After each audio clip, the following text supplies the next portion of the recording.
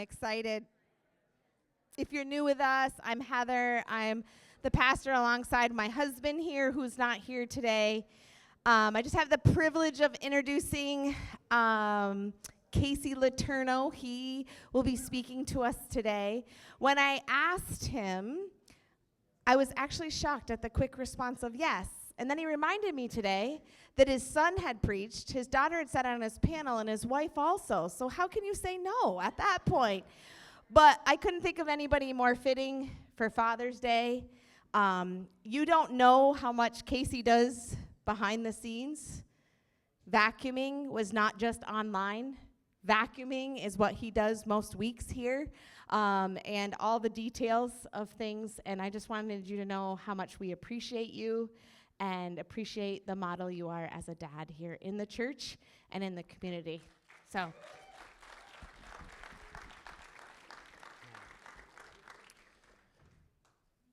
All right. Good morning, everyone, and happy Father's Day. I know, just like you guys, I want to get home and spend most of the day with my family, so I kept it short on purpose, not because this isn't anything that I am good at and really want to be doing. But for those of you that do know me, you're definitely thinking I never thought I'd see him up there. And for those of you that don't know me, you're probably thinking, I didn't know that guy could talk. And it's rightfully so. I find comfort in silence. I have no problem with that awkward moment, just sitting there and letting everyone else talk. So when Heather texted me the other day and she asked, will you be around for Father's Day? I said, oh boy. She's going to ask me to be on a panel. And immediately my first thought was, if I don't respond quick enough, she'll find somebody else. And that's what I was going with. But like Heather said, Kate talked, Grant talked, and Tessa talked.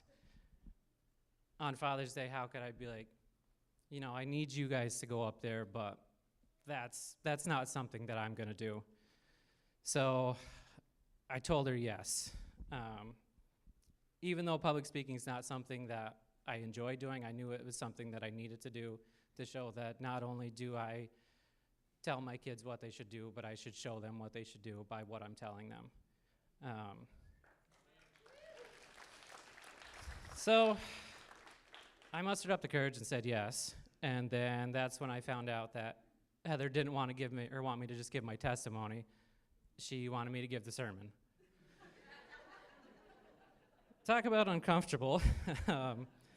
It's definitely nothing that I've ever planned of doing, nothing I've ever thought I wanted to do. But the more I reflected on being uncomfortable in my own plans, the more I thought that God's writing a much different story than the story that I've written for myself for most of my life. And that's what I want to talk about today. When I was younger, I thought I had my whole life figured out. I knew what career, at least what career field I wanted to be in. I knew when I wanted to get married. And then I knew that at 28, I was going to have my first son. He was going to be Louis Letourneau. He was going to be a great hockey player.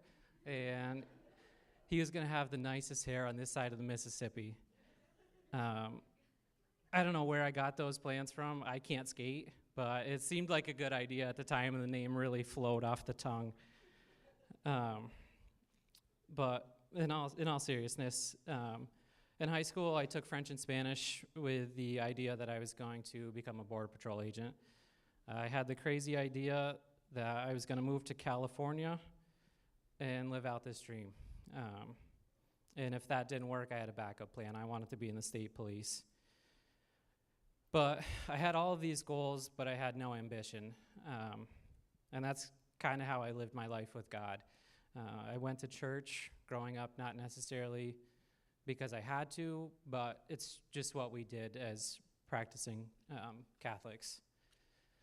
I read the scriptures, I sang along, but when church was done, so was I. That was where I left with God.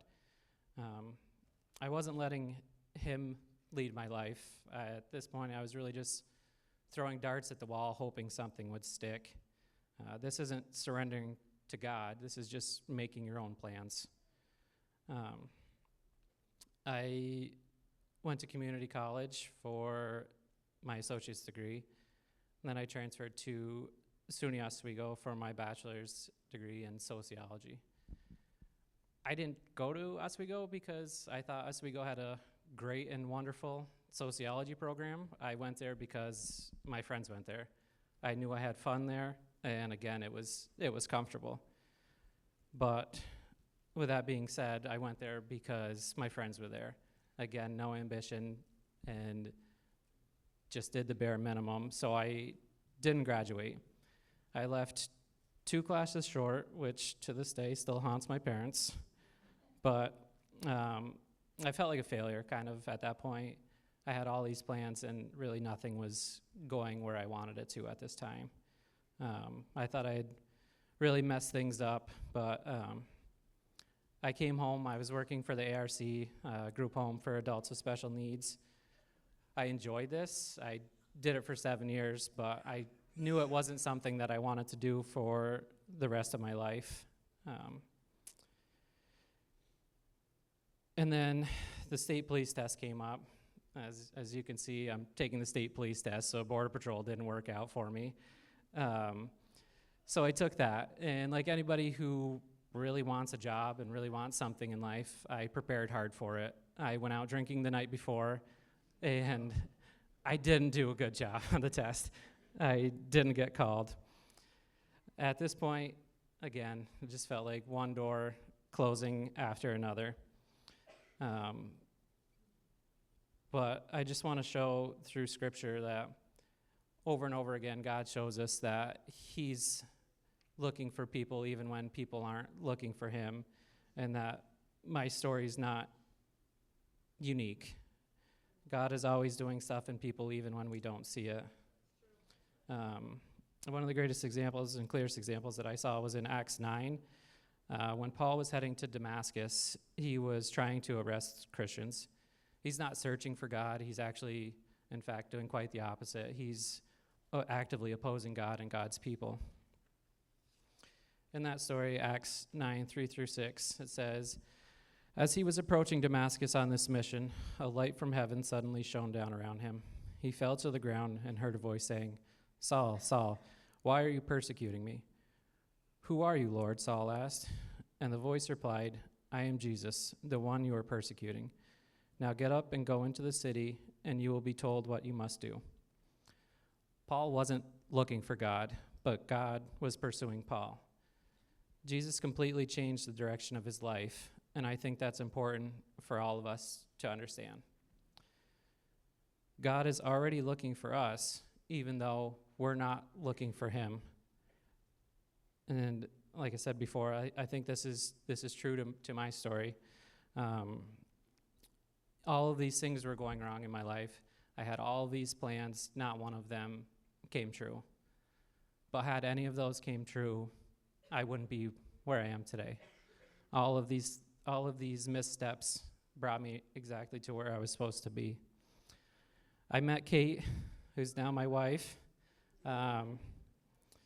She had just finished her bachelor's and her master's in an accelerated program. Our life trajectories were basically on the same path. And if anything, I think I was a good spot for her because she really needed to pick things up in her life. And if you were here when she talked, you would know that shortly after we got together, we found out that we were having our first child. I knew when I wanted a kid, that wasn't the moment. But it quickly made me realize that I wasn't just living for me anymore. I couldn't just go through life hoping that my plans would someday come true. I needed to start working towards making those goals come true and not just leaving it up to hopes, but actually believing in God and what God's plan is for me. We got married moved back to Malone, also never a plan that I had in my life. But I became the director of activities at the nursing home.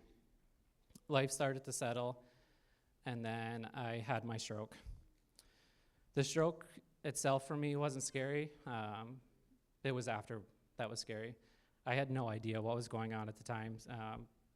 The biggest thing I was nervous about was they had to shave my head. Kate was worrying about whether I was going to die or not, but it didn't matter to me because I didn't know what was going on. What was really scary was afterwards. Test after test, they never figured out what was wrong.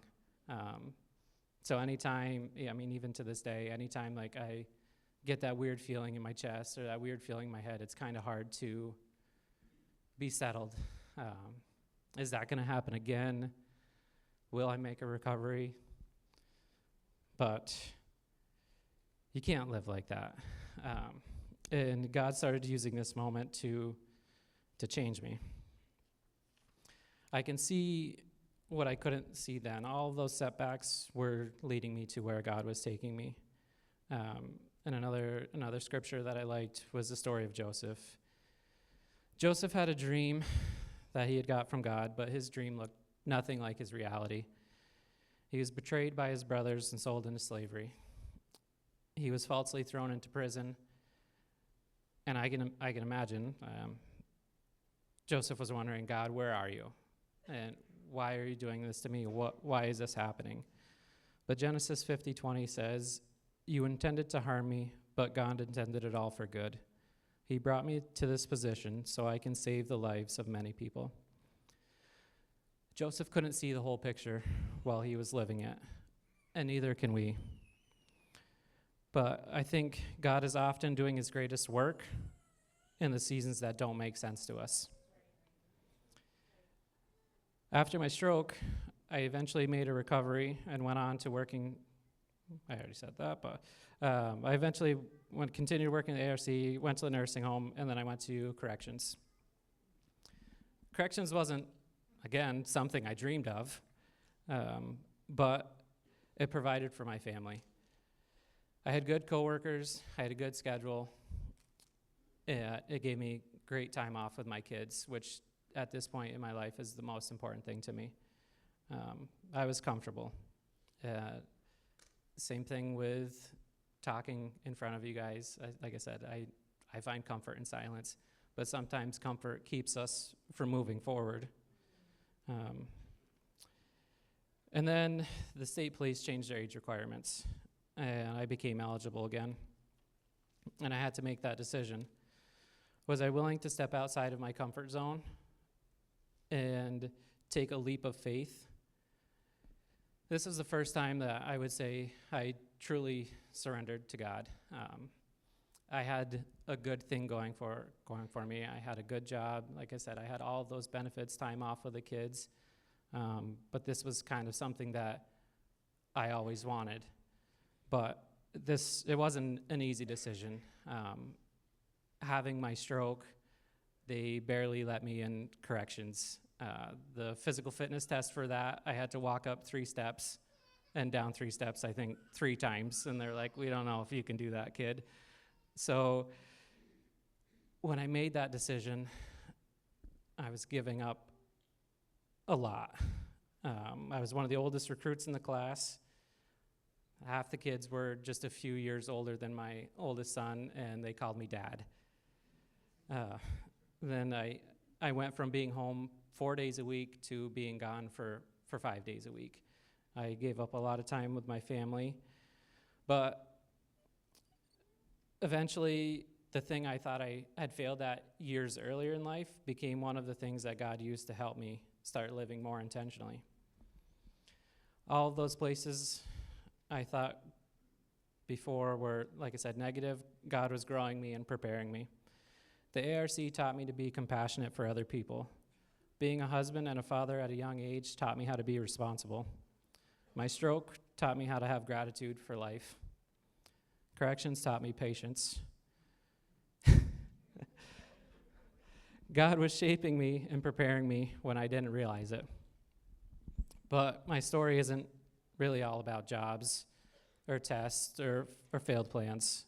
It's more about how God is shaping us, even when life doesn't go according to those plans we have.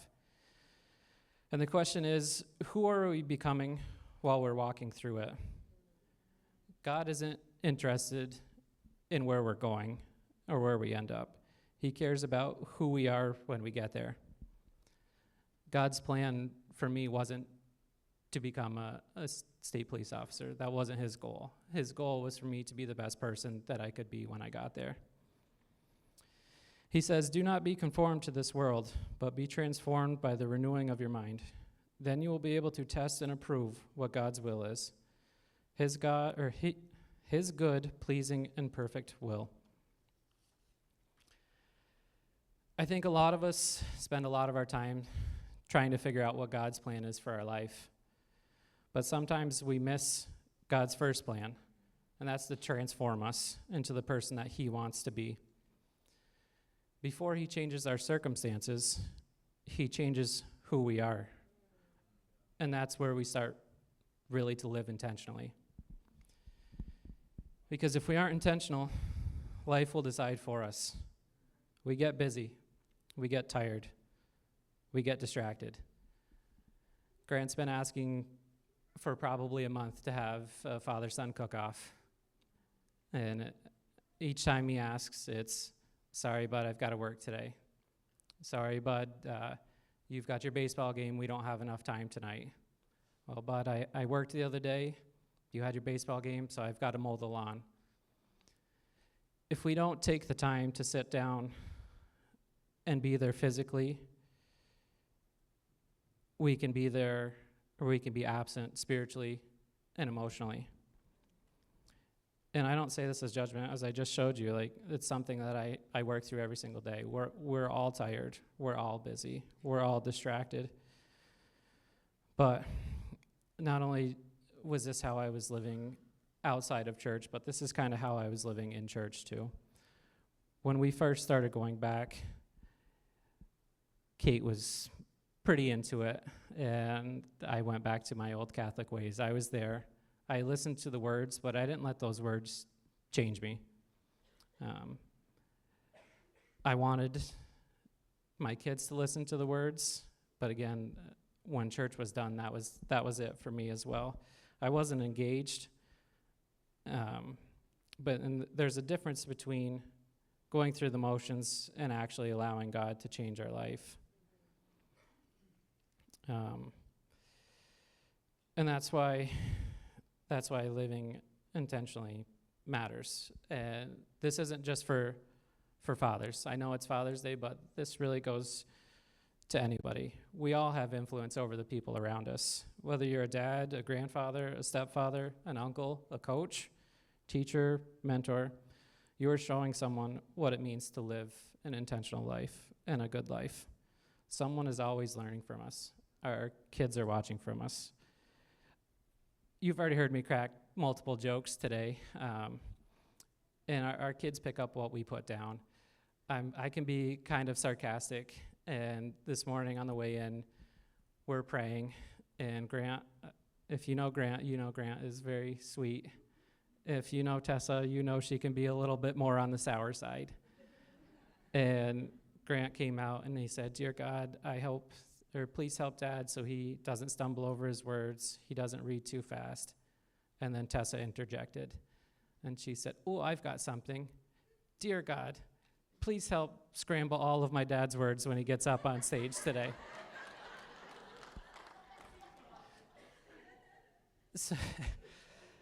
So it seems like a small thing, but every single thing that we do, everything that we say, someone is watching what we're doing. And they learn from what we prioritize. They learn how we handle stress by how we handle stress. They learn what love looks like by how we treat others. Our lives are always preaching something. What is our life preaching? And you can't just be intentional on accident. It requires choices. Putting down the phone when our child is talking. We all have them. It's easy to get stuck behind them, but it's an active choice that we have to make.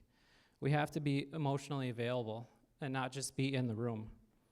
We have to apologize when we're wrong. I think this is a big one. It's easy as the authoritative figure to say, this is why we're doing this, do it. But I think it's important to show the kids when we're wrong, it's okay to be wrong. But again, it's what you do afterwards. If we want them to say sorry, we have to show them that we are willing to say sorry as well. It's choosing to break cycles instead of repeating them. Some of us didn't grow up seeing what this looked like. Some of us didn't have fathers who showed us how to lead spiritually or what it looks like to pray with our kids or love families intentionally. And I know for some people on Father's Day, this can bring up some pretty complicated feelings. Maybe you didn't have a father who was present or showed you love well.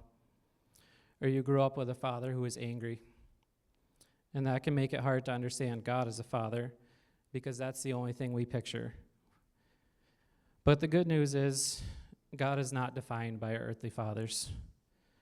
Our fathers, even the good ones, are still human. And humans can make mistakes.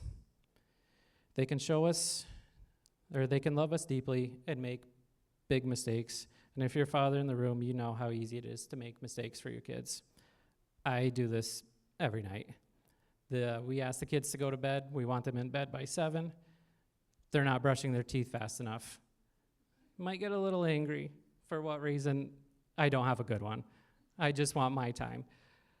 And that's just the way it is. We're always going to make mistakes. But God the Father is different. He's a perfect example of what a father is supposed to be. He's present, he's patient, he's faithful, he forgives instantly, and he loves us perfectly. He keeps coming after us even when we fail. When we don't know where we're going next, we can look to him. We can honor what our fathers did well, and we can grieve what was missing. But we don't have to repeat everything that we received, and we don't have to repeat what we have given to our children. Who we were is not who we have to be. But again, this takes a choice. We can allow God to restore what was broken and choose forgiveness. And we can live intentionally and bring something different for our children and for ourselves. But this doesn't just apply to being a father. It applies in our marriages as well. Our marriages don't thrive on autopilot.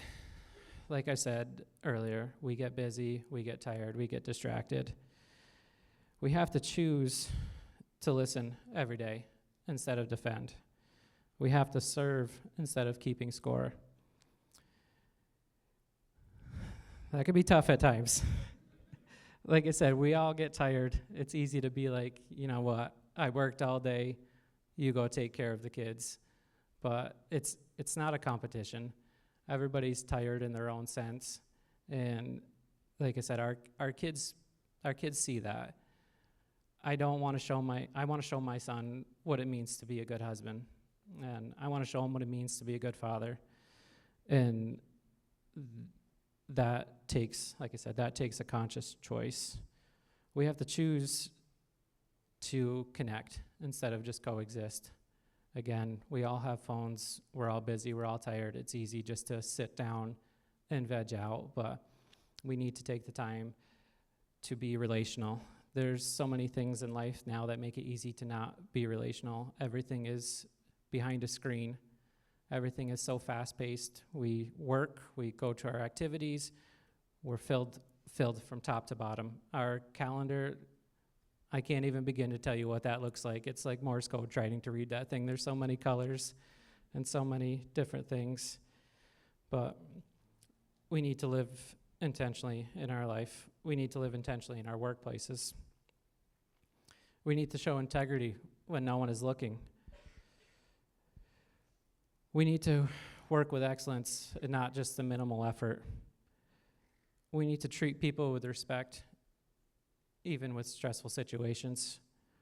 And we need to be steady around the people who are near us and not be reactive.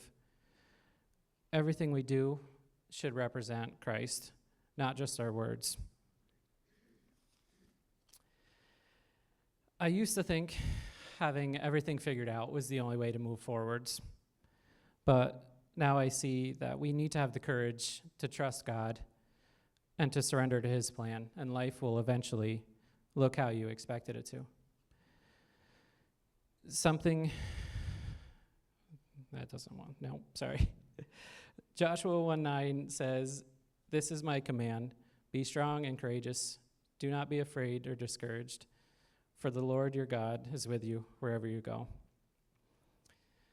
God is calling us to be different. He wants us to be different fathers, different husbands, different leaders. The good news is we have a perfect Father who's pursuing us, even when we don't see it. He's shaping us. He's leading us.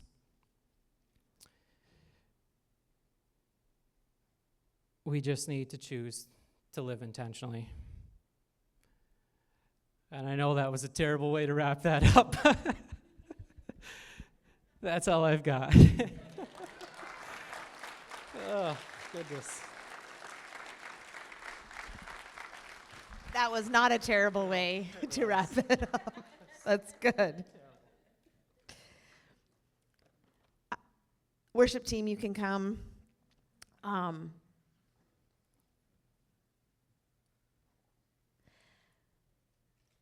Intentionality. One thing I want to, you talked about modeling for your son, and if you're unaware, we have 4 daughters. My husband's working today, and he's always been extremely intentional. He's been very intentional with the career he chose. It was not his choice, I would say, by a long shot. But God knew that it was for this moment right here. Because if he wasn't in corrections, we wouldn't know half of you before we got to Malone and God's plan. And so I think the other thing is, I want to speak to the wives and the moms out there today. We have a big responsibility. We're to be their helpmate. That means their partner. That's what Scripture says. And I think, especially with daughters,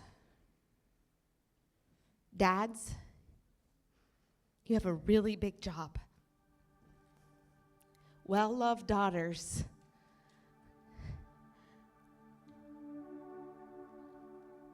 find it much easier to see who the father is. And whether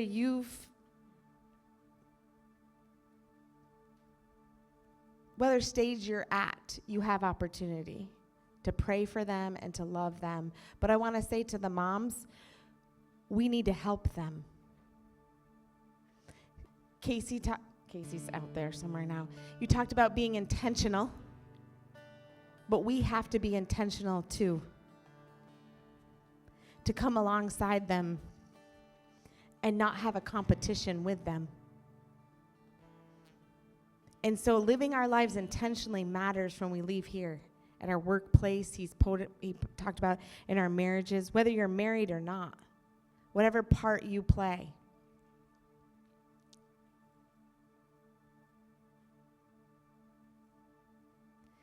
And our lives don't turn out how we might have expected. Maybe your first time here and you're like, you have no clue where my life is right now. I get it.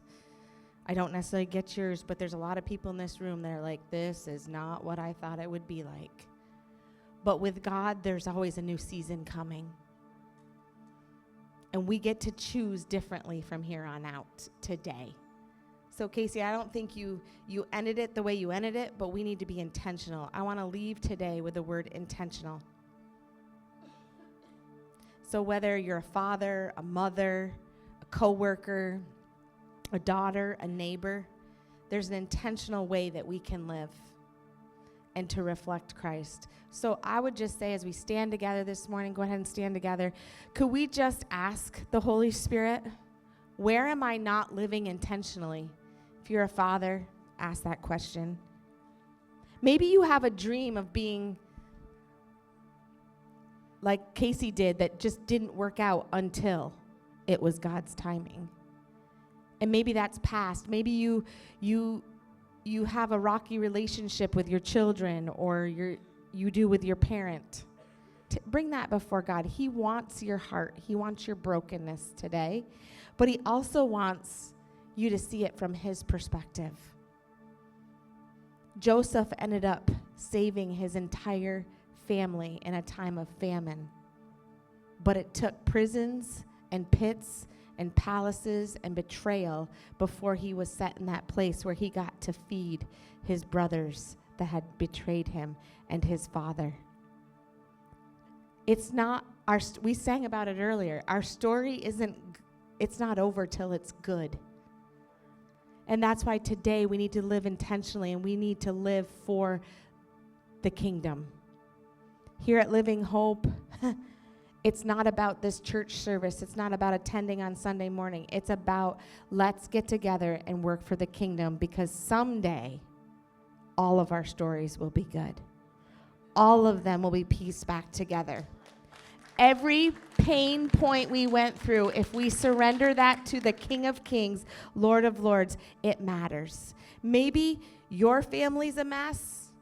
Maybe there's situations you can't change right now, but you can live intentionally for the King of Kings and receive that well done, good and faithful servant. Let's worship. If you need prayer today, if something touched you in a way that you'd like prayer, we'd have people up here that would love to pray for you, and I'm going to pass it over to you, BJ. God, I'll pray first. God, I just thank you that you are an intentional God, but you give us a free will. It's just the truth, and sometimes our wills are out of alignment with yours, God. We just say today, we're just going to stop as a people, as your people, and say, we want to be intentional. We want to be in your will. If there's any areas in our lives where we're not living it intentionally, that you would correct us, God. I pray that you would, this week, as we see our kids come towards us, or our grandkids, or our spouse, or our coworker, we would put down our phones and pick up our heads and just be intentional with the one in front of us. Because intentionality is how we're loved. I pray for those that can't feel like they can't hear God right now, that they could just sit with you and shut down all the noise around them, and they would hear from you because you want to speak to them today. That your word would come alive to your people this week because you are intentional. It's not coincidence that that verse comes by, or you do see that on social media or on a billboard, or your neighbor says something to you and you know it's from God. That's intentional. You're an intentional God, and we want to worship you because you are intentional. God, be with everybody and everybody's story here, God, whether they're in a pit, in the palace moments, or walking, they don't know where they are right now. God, may they be known in you today. In Jesus' name. If you need prayer, feel free to come forward.